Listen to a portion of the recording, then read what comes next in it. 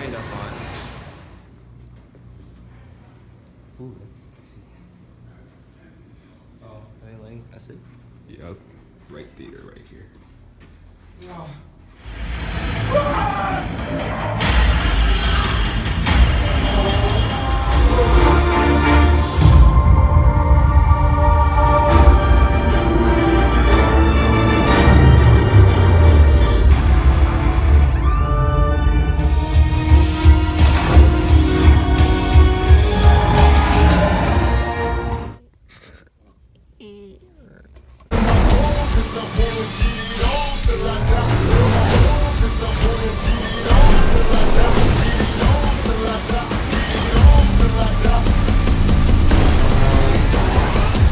Gonna be a long day. What do we do? Y'all remember me? We fight! Overdose, those on top of me.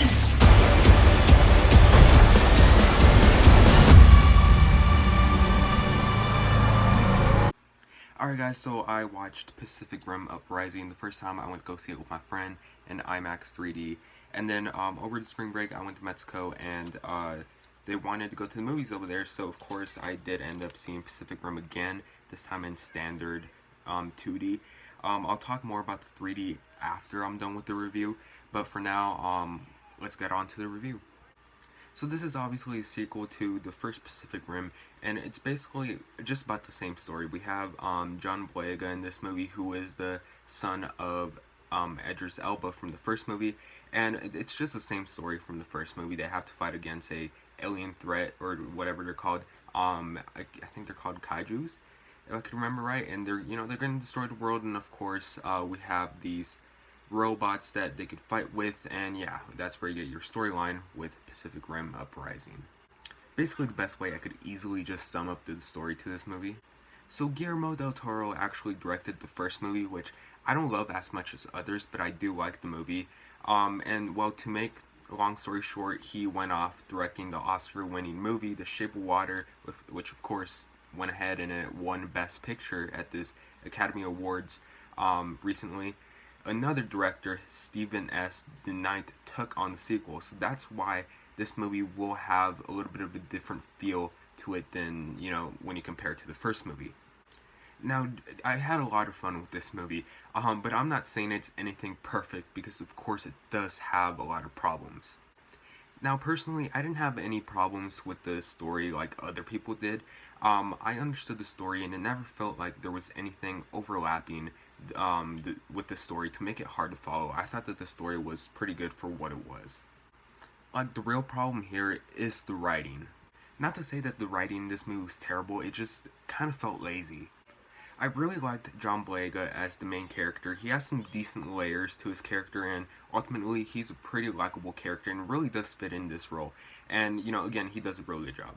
I mean, yeah, he's really good in Star Wars, but I do like to see him in other things where he's not playing Finn from Star Wars. I mean, if you've seen the movie Detroit, which came out last year, he's really damn good in that movie, and you know that he wants to have a career away from just the Star Wars movies, and I think he really proves that in both Detroit and Pacific Rim Uprising. I really do, personally, I think he should be casted in a future MCU installment. I mean, especially with the success of Black Panther, I'm pretty sure that they want more African American superheroes in the MCU, and I really think that he would really make a good fit for the Marvel Cinematic Universe, maybe even a Black Panther sequel, but we'll have to wait and see for that. But for now, I just think that when he's good in Star Wars, but even when he's not in Star Wars, he's still a very good actor. Scott Eastwood, he's basically kind of the head of the program that they join in this movie, and I also thought he was pretty good in this movie, although I thought he was going to have more screen time, or at least more of a purpose to the story, but he was still pretty good in the movie itself. It was kind of weird seeing Charlie Day in the first movie, because of course we know him from his comedies and all that, and he does return in this movie once again, and he feels a little bit too over the top. But I did end up enjoying his character overall, and everyone else, including the teenagers in this program, are also pretty good in this movie. So for performances, the performances are actually pretty good in this movie. This movie really stands out when it comes to its visuals, and it just has those vibrant colors that the first movie had. Now, some of the CGI in this movie is really noticeable, And it just, I mean, the robots in the first movie looked way more realistic than they did in this movie. Here, they look a little bit more cartoonish than they did. I mean, in the first movie, they actually did look like an actual robots themselves. Here, they look a little bit more cartoony. And something else that both me and my friend actually noticed is the way they move. In the first movie, they move. In the first movie, they move pretty slow, but it does feel kind of natural, and it does also feel realistic. Whereas in this movie, it has that they move a little bit more quicker, and they move smoother, but it does feel a little bit more unrealistic and unnatural.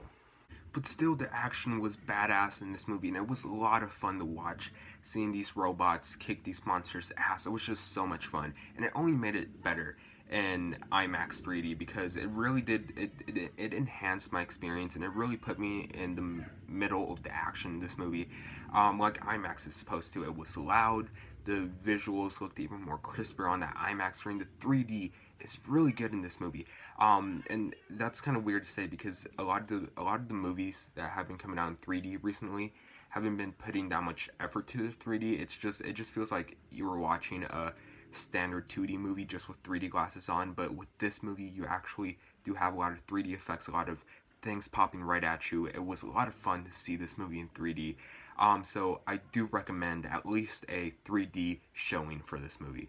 People are taking this movie way too serious.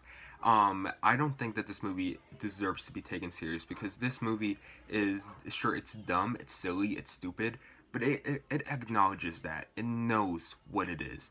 And that's what I really respect about this movie. I had a lot of fun with this movie. The story and the characters were entertaining enough. I actually kind of preferred this movie over the first one because just simply of how much funner this movie was to watch. Overall, I did end up liking this movie. I do think it's a movie that you could check out on a matinee or on a discount day. Don't forget to add on to those 3D glasses because this movie is worth watching in 3D. So yeah, I'm gonna give Pacific Rim Uprising a B. So yeah, when you watch this movie, just don't take it serious, and you're gonna have a pretty good time with this movie. Other than that, yes, I did enjoy this movie. It's a guilty pleasure. I'm kind of guilty for enjoying this movie because a lot of people do seem to be hating it, but I did like it myself. But anyways, have you guys seen Pacific Rim Uprising? If you guys seen it, what did you guys think about it? Tell me in the comment section down below. As always, thanks so much for watching. Please like and subscribe, and I'll see you guys later.